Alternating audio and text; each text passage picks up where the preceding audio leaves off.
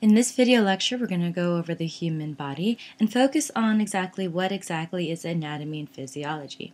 So what are we going to be looking at? So anatomy deals with the study of both internal and external structures. So anytime we look at a structure, whether it's an organ or a vessel or anything that we can actually physically point at, that's going to be anatomy.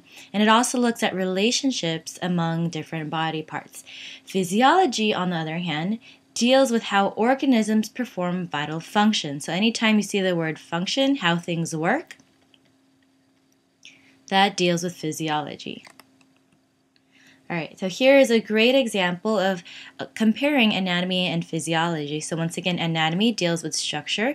Also, if you ask the question, what is it, or where is it located, that deals with anatomy. Physiology deals with how it works, so function. Here is our heart. And as you can tell, our heart is broken down to several pieces. We have chambers, so here we have our right atrium, our left atrium. Here we have this little barrier between our two ventricles called the interventricular septum, which we'll get into later. We also have these flap-like structures separating our right atrium from our right ventricle called the valves. So we have our valves, and holding our valves in place, we have these smaller structures called the chordae tendineae. So lots of different structures, but how they collectively work together to allow blood to flow from one area, so flowing from our atria into our ventricles. All of that deals with physiology, so how it works. Now, another way we can look at physiology is by seeing how this works through an electrocardiogram.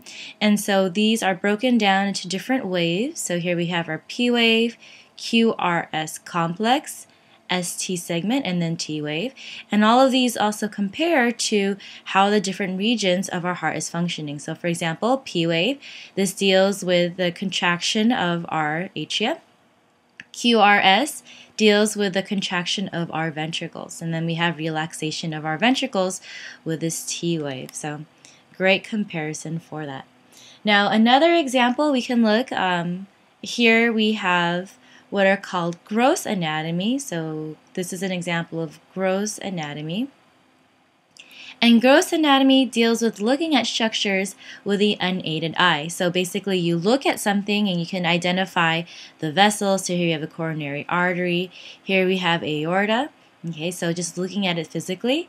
And we also have another type of anatomy called microscopic anatomy.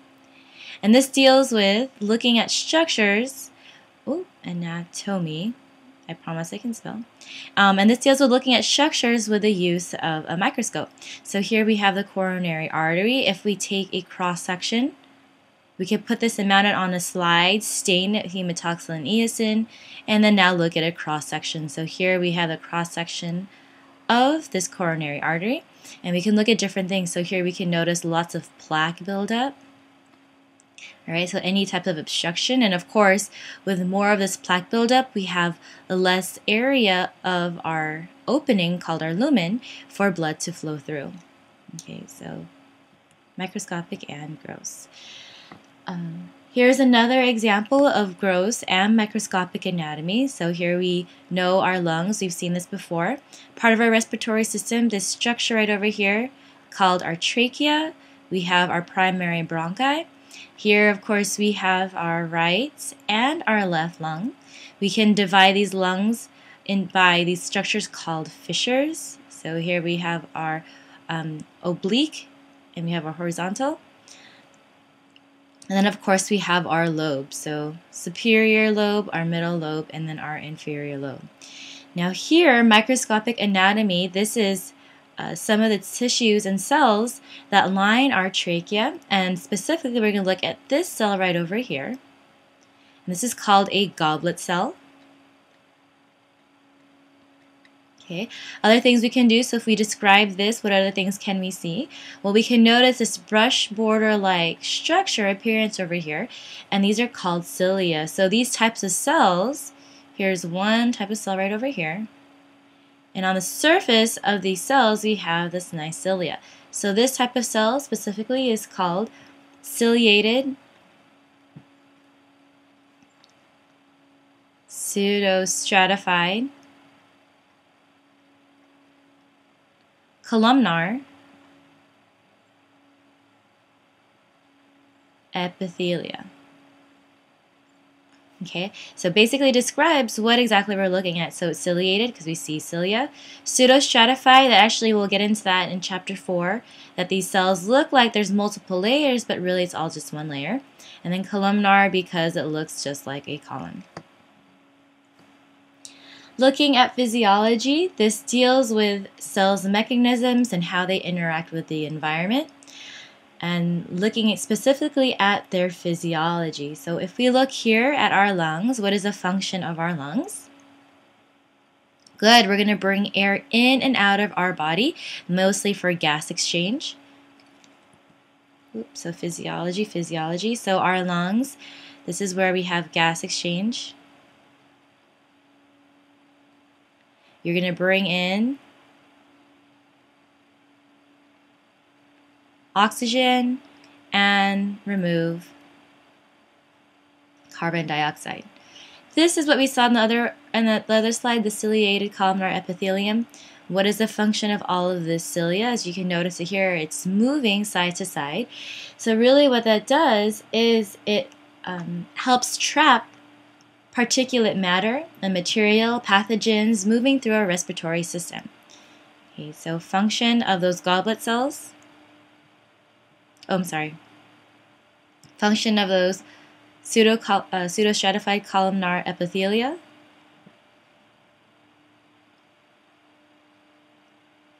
Trap material. And pathogens moving into the airway. And these goblet cells that we saw earlier, what is their function? Well, they secrete mucus. So these goblet cells secrete mucus. And what do you think the purpose of it? What the purpose is of the mucus? Exactly. So it helps to trap any of those small particulates.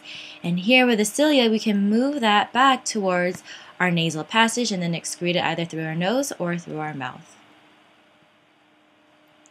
All right. Now, if you look at both anatomy and function, anatomy and then of course physiology, any effect or any impairment of your anatomy can in turn impair your physiology. So if you look at how diseases can occur, it also deals with this anatomy and physiology. Okay, so if we first start off here looking at bones, what is a function of your bone? Good, so it provides a muscle attachment for movement. So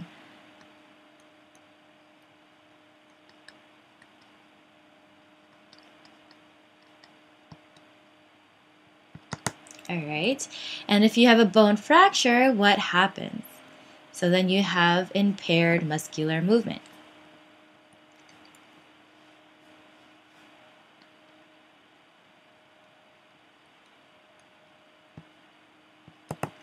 All right, looking at the heart, what is the function of your heart? Good, so you want to circulate. It functions to pump blood throughout all of your vessels, circulate all of that blood, bring nutrients and oxygen to your cells and tissues, and remove waste and carbon dioxide.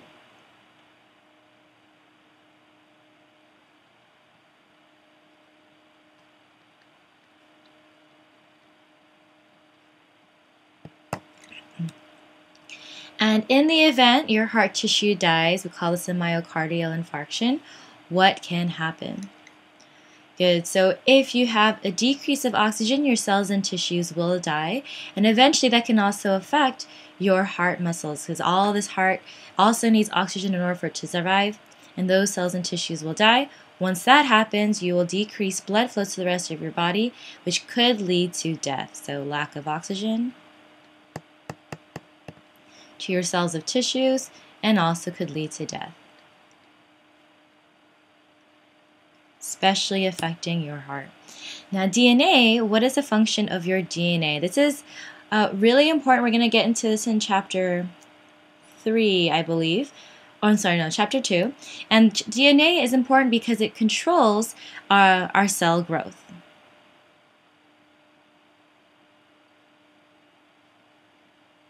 It also houses all the genetic information that comprises you as an individual. So each person's DNA is very unique.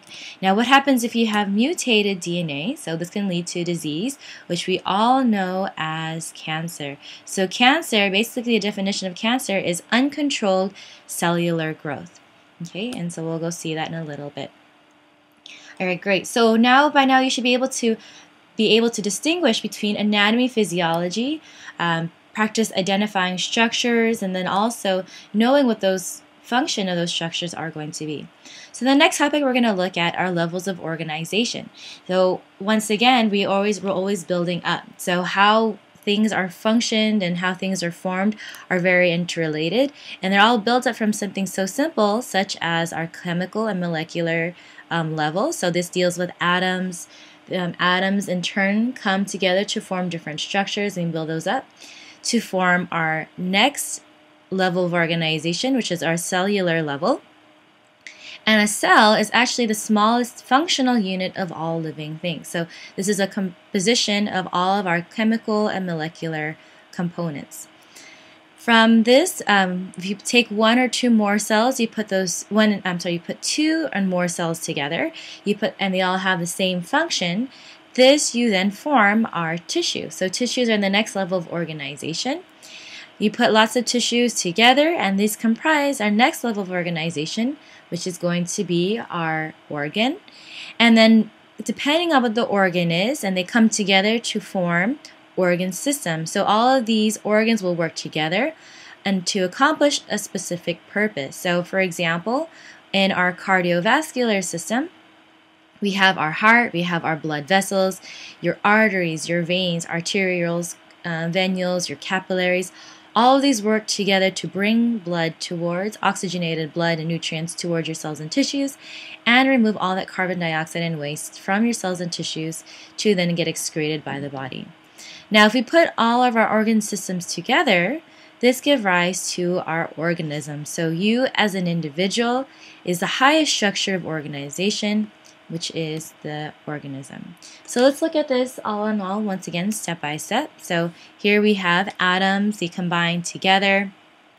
There's different ways they come together, whether they like being close to water or whether they don't like being close to water. So hydrophobic, hydrophilic interactions. Also looking at the bond strengths between them, these also force these bonds and these atoms to come together. You put these atoms together. Okay, so we form these bonds. Once we form these bonds, we can form larger structures called molecules. So here, for example, is one molecule, and that's formed from all of these atoms. Now, putting these molecules together, another structure we can form are proteins. So this is also still at a smaller level. Once you put lots of proteins together, we can form our cells. So here's a specific type of cell, and this is called a muscle cell, and this is for our heart. And so if you notice, these are smaller proteins, smaller molecules that give rise to our cell. So here, our cell is only just composed of this protein, but we have lipids, which are fat, types of fats. Those are going to comprise our cell membrane. We have lots of organelles here within our cell. So basically all these different components are formed from all these chemicals or molecules. Now we put two or more of these cells together. So here we have one heart muscle cell. We have them over here again. Put lots of these together. Now we have tissue. So here we have cardiac muscle tissue. Here, looking at our heart is comprised of two or more types of tissues, and that's really gives rise to this organ level. So if you look at majority of your heart, this is composed mostly of this cardiac muscle tissue, so right over here. Other types of tissues we have here in yellow, usually when you see yellow, surrounding vessels, this is going to be your fat, or we also call it adipose. That's another type of tissue. Here we have our vessels. Okay. So giving rise then, if you take your heart, and we mentioned earlier, you have your arteries, you have your veins, your other vessels. Collectively, this gives rise to our cardiovascular system. So this is our next level, our organ system level. And each chapter, starting with chapters 4 to 16, we're going to take a look at all the different organ levels that comprise our entire body. So organismal level. And this is going to be you. All right. Okay. So let's take a brief look at the different systems within our body. So we have 11 in all. We're going to start off here within this integumentary system. And this integumentary system forms the external body covering.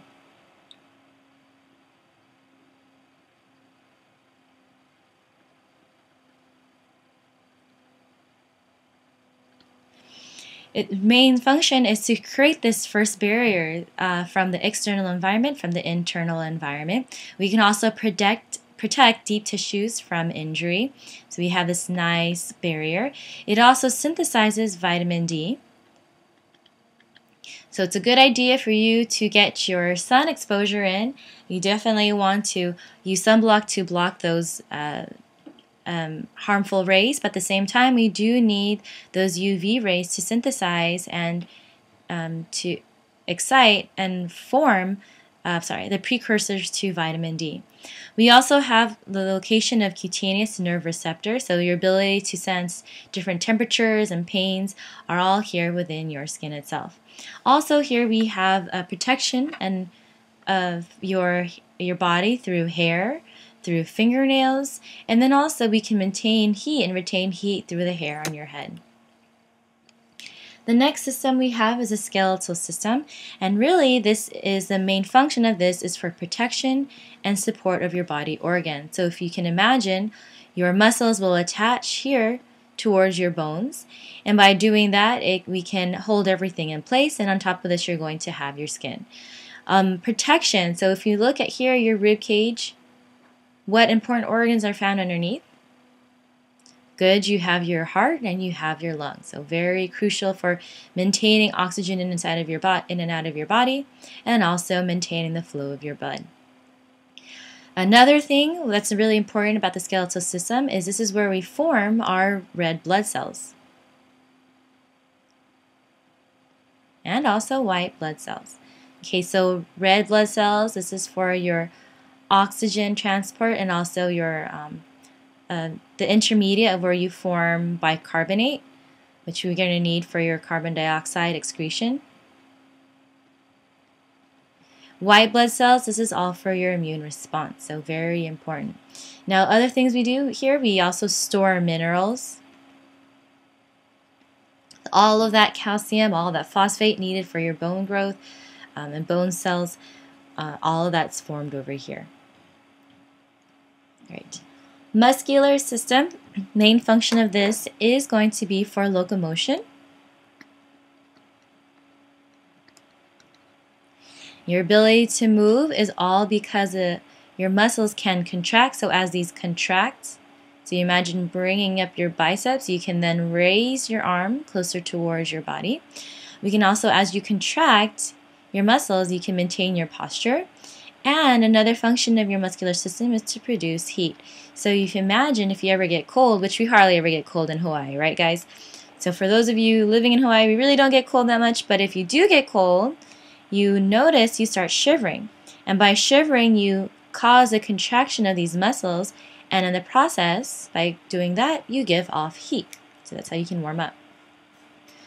Now, looking at how our body communicates with each other, we actually have two ways of doing this. So our body can communicate amongst different regions by a fast-acting and a slow-acting control system.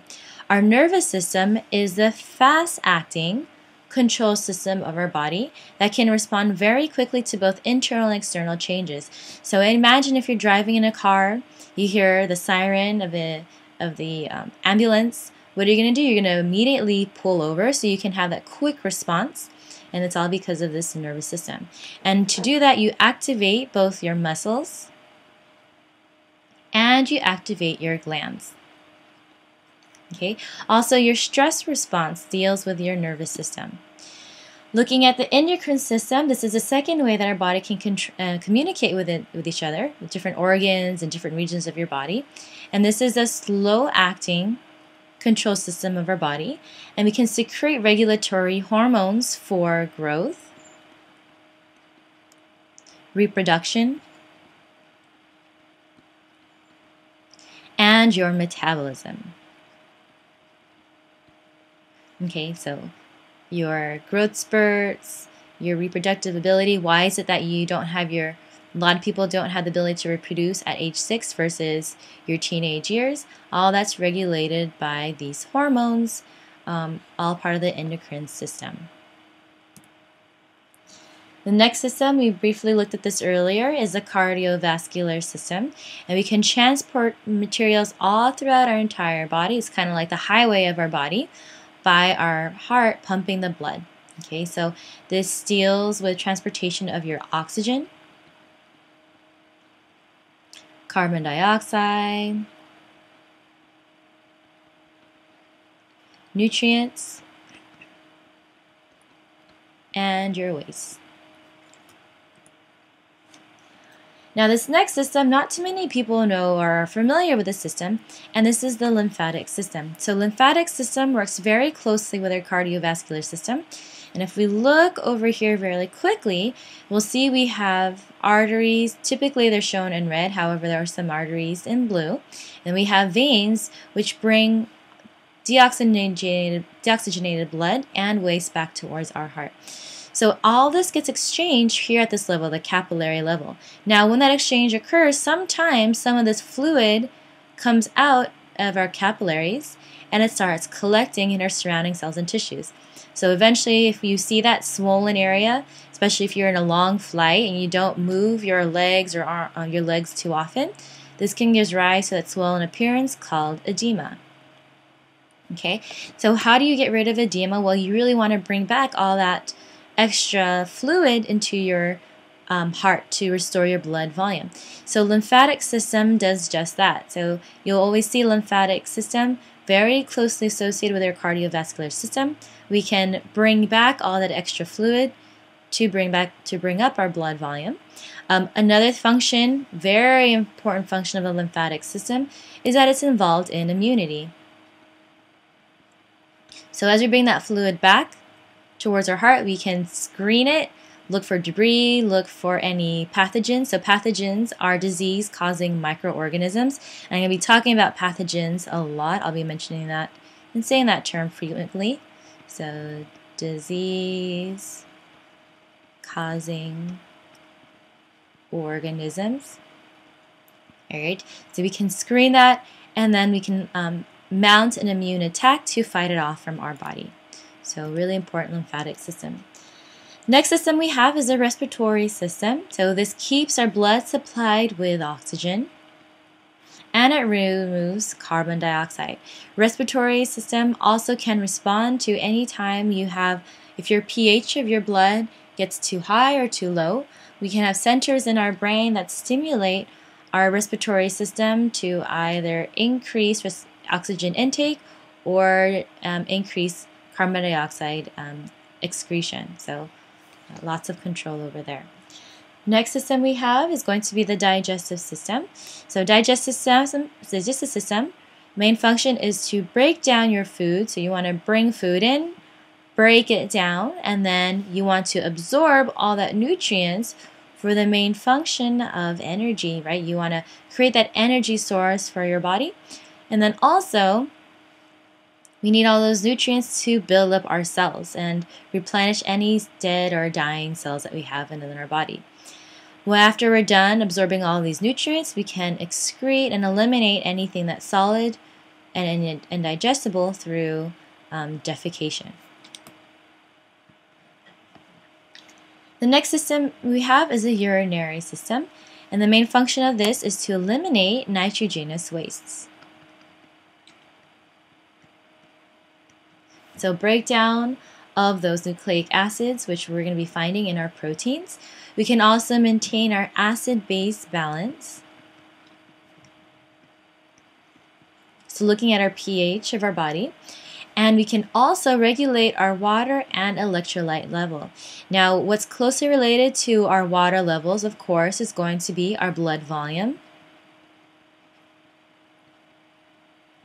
And in relation to your blood volume, if you imagine everything, all that volume in and out of our arteries and veins, is also going to, in turn, affect our blood pressure. So all of this is going to go hand in hand. So already you can notice and see that these systems do not work independently. We have lots of overlap, right? So blood volume, blood pressure, that's going to be in our cardiovascular system. Now, last system we're going to go over is the reproductive system, and the main function of this is to produce offspring.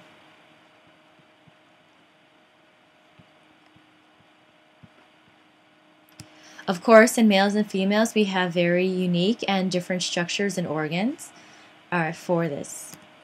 Okay, so as I mentioned in that last slide, something very important to note is that all of these systems are not absolute. There's lots of overlap between these systems. Okay, so for an example, if we look at our digestive and respiratory systems, we have this organ and structure here called the pharynx. Okay, so here in our respiratory system, the pharynx is a structure in which air passes through before it reaches into our larynx, which is our larynx is right over here, also called our voice box, and then our trachea. Okay, pharynx also is another region where our food enters. So imagine food's going to enter into your oral cavity, and it's going to then go into your pharynx before it goes down to our esophagus. Right, so some overlap there. Another area we have system overlap is our reproductive and endocrine systems. If you imagine in the females here we have ovaries. So if we look at, this is our reproductive over here. This is endocrine. So reproductive endocrine, ovaries also found here. So reproductive, ovaries, main function of this is our development of our oocytes. So these are we also call our eggs. Okay, and so that's necessary for eventually getting fertilized by the sperm and then implantation in our uterus. Ovaries for the endocrine system. Remember, endocrine system has to deal with hormones. Okay, so here we have estrogen. And estrogen is needed to maintain this uterus that we have for implantation of our fertilized egg. If we look at males, one structure that we have in males is going to be the testes. So testes, this is for our production and maturation of sperm. And then for our endocrine system, testes is the production of what hormone? Starts with the letter T. Testosterone. Good. Now, testosterone also aided for the maturation of sperm, but then also for your secondary sex characteristics. Same thing with estrogen, secondary sex characteristics. So what is that going to be? So for example, in females, development of the breasts and also the initiation of your menstrual cycle. Testosterone, maturation of your sperm, and then also deepening of the voice. So a couple of examples there. All right, so once again, if you have any questions, let me know. A great thing to do also is at the end of each of these sections, there's lots of questions in your textbook. Make sure you're able to answer those questions before moving on to the next section. Now, the very last thing we're going to cover in this first part of Chapter 1 is the basic functions of living systems. So if you can think of all these 11 systems that we just went through, they all come together, they all work collectively to give rise to these responses that our body can perform, and all these functions of all living systems. So let's go through these one by one. So the very first thing that all living systems can do is maintain boundaries. So what system automatically comes to mind? Okay, here's an example. Great, your integumentary system is one example.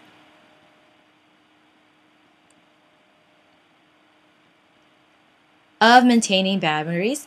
And what does this do once again? Separation of your internal from your external environment. Also in Chapter 3, we're going to look at our cells, which we briefly talked about, being the simplest unit of life, And once again, cells also can maintain its boundaries, so anything inside of the cell can be separated by the outside. So you always want to maintain boundaries. As you can notice here, if we have a mosquito, imagine we want to maintain its boundaries, prevent it from actually getting to our blood source, and also prevent and decrease the spread of diseases. Now, a second function of all living systems is going to be movement, and this is promoted by what system? Great, your muscular system. Okay, but of course this does not work independently. We also need your bones, so your skeletal system is order for an area for the muscles to attach to. Okay, so if you think about a couple of examples here for somebody surfing, for all those of you in Hawaii surfing, right? In order for you to maintain your posture, you need to engage your muscles. You're going to be contracting your dorsal or your back muscles, your thighs, your femoral muscles. You want to have this nice posture to maintain your balance. Here, playing football, I don't know about our UH team. I've never watched the game, but I heard we're not that great, so I'm sorry if you're a fan. Don't mean to offend you. All right, but of course here, if you want to maintain and hold on to the ball, you're going to caress and bring that ball closer, so you need to engage your arm muscles, make sure they're really nice and tight, engage your body, and to protect itself from any opposing forces. Okay, and of course in both of these, what else do you need? You need a nice flow of blood. That's going to be done by your cardiovascular system. So cardiovascular system also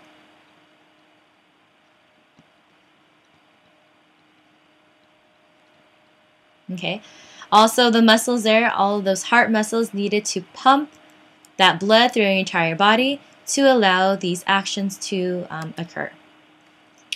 Now another another function is responsiveness. So this is a reaction to a sense change in the environment. And this change we call a stimuli. So you can respond to a stimuli. Here's one example. If you ever put your hand on a burning plate, what are you going to do? Immediately, you're going to raise your hand up. And this is that fast-acting response. So which system are we looking at? The nervous system. Good. Here we have malasada. So for those of you living on the mainland, you've got to try this the next time you come to Hawaii. Leonard specifically. Very delicious. Okay, so anytime you smell something yummy, what are you going to do? You're going to probably, well, I would probably walk towards that yummy source. And what are you going to, what's going to happen to your stomach? Yes, and start grumbling. Okay, so that's your digestive system. So this deals with your special senses, and which go along with your nervous system and your digestive system. Okay, so responsiveness, responding to your stimuli. Digestion, this deals with breaking down ingested food into simple molecules, which can then be absorbed. We can spell absorbed into your bloodstream. Oh my goodness, stream, which can then enter into your digestive tract. So a lot of your intestines, your small intestines, this is where all of that absorption is going to take place. Bring that into your blood, and then we can give all that energy towards your cells and tissues. And also we can bring and build up more cells. Okay, so digestive system right over here. Metabolism. Now metabolism, this deals with all the chemical reactions in your body. So if you imagine for us having to break down all that food that we brought in, deals with metabolism. So we're breaking those down. But then also, as I mentioned, we can take these nutrients and build up larger structures. And we can also build up energy. So that deals with another chemical reaction. So collectively, all this deals with metabolism. Now, we can take these nutrients, produce our energy source, which we call adenosine triphosphate, or ATP. So this all is for our energy. And this is the only type of energy source we'll be covering in this entire class. There are other forms of energy, but this is the predominant one that we're going to be talking about. So if you imagine, here is food. So this is the process of ingestion. You're going to bring food into your body.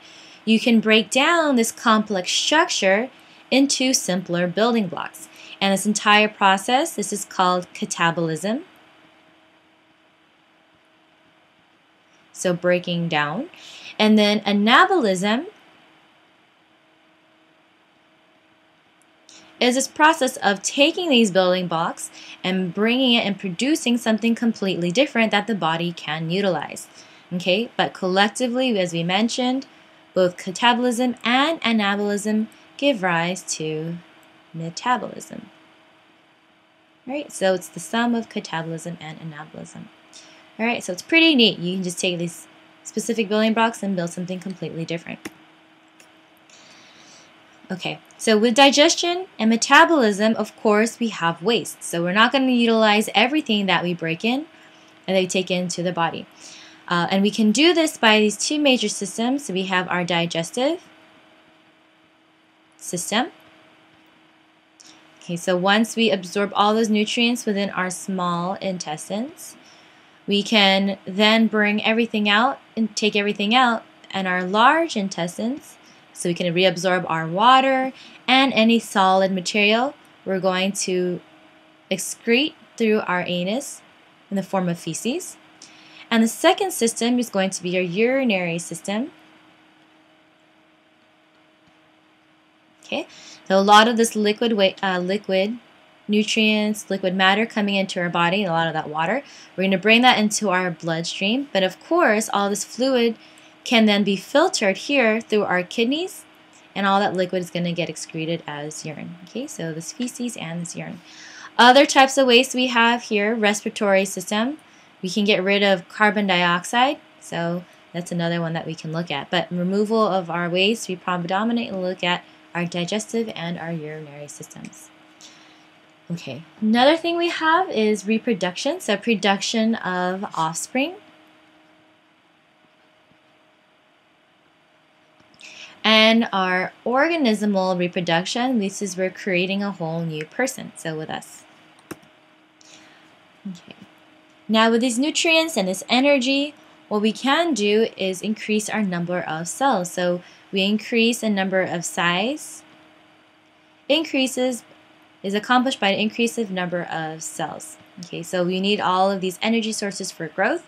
But then also, so if you actually can imagine here, fat is this nice storage form of energy, okay? But sometimes if you don't utilize all that energy source, it starts accumulating in the form of all these fat cells.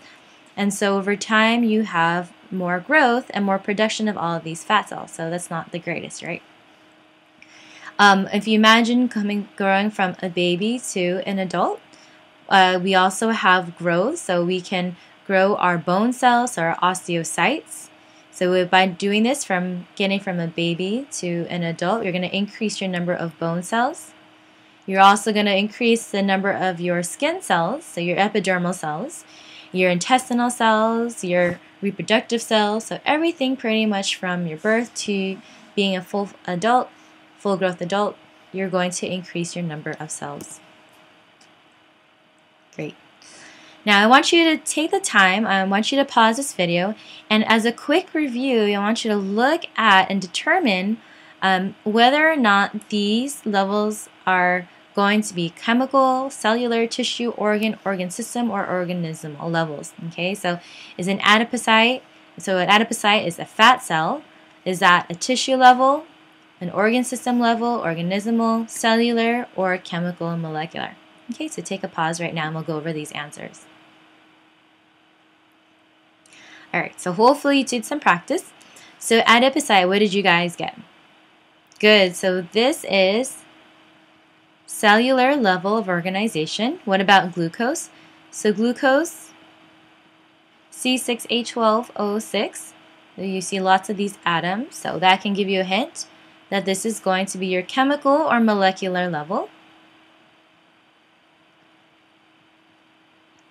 And so we need glucose especially for this quick, fast source of energy.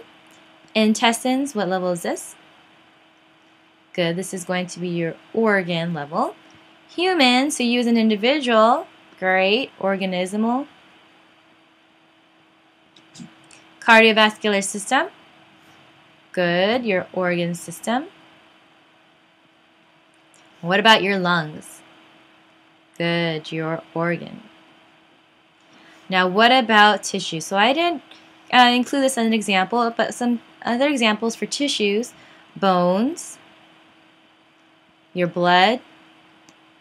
Okay, so fat. So this is a fat cell, so that's why it's cellular, but if you have multiple fat cells, that's going to be your tissue level. Okay, so once again, these are 2 or more cells with the same function. Okay, so that's it for Chapter 1, Part 1, and I'll see you in Chapter 2, Part 2.